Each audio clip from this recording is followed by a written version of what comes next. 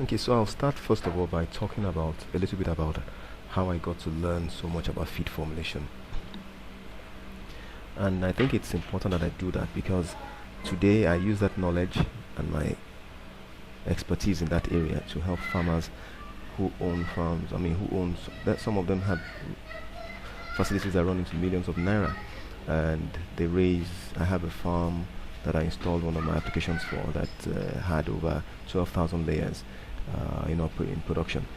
And so these are adults that had, most of them are graduates, some of them have been in business for years, but the knowledge I use to help them in ration formulation is actually something I gained when I was an undergraduate in university.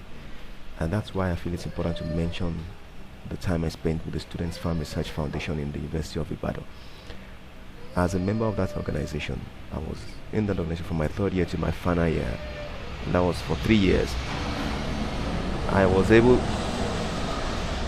to learn by participating in the daily activities of the foundation, which involved the rearing of animals like rabbits, poultry. When I say poultry, I mean cockerels, layers, broilers.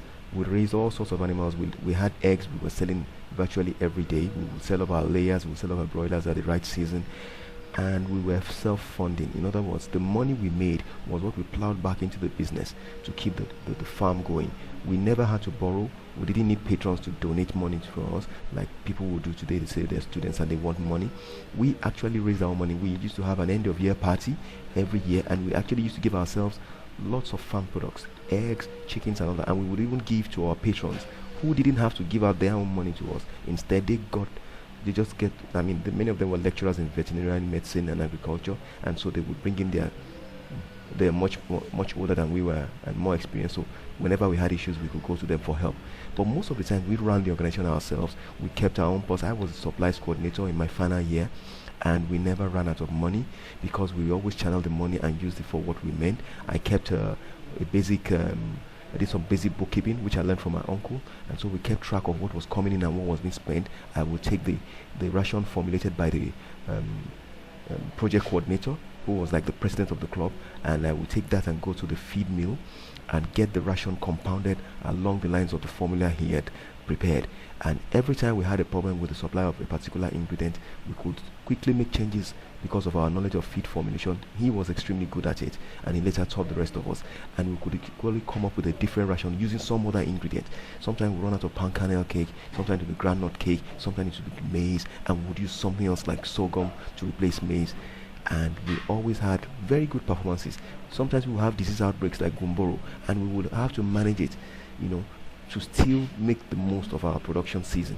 The point I'm trying to make here is we didn't sit in our classrooms expecting miracles to happen. We got out and got our hands dirty. So anybody who runs a farm business will have to have the same attitude and understand that if we as students could have done it and had a profitable enterprise that we handed over from group to group. I mean, some people would graduate and the next set will take over, and the club ran. I don't know if the club is still there today, but as of then, it will run year in, year out like that.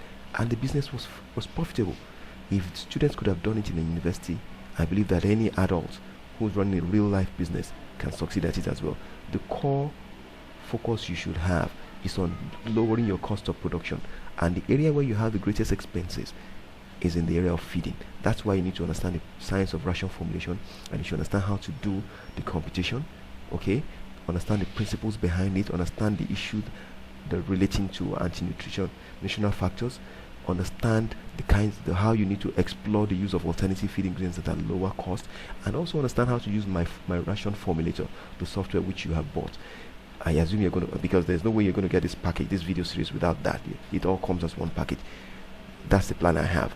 So basically what I'm saying is, if you can do that, then you can succeed in farm business.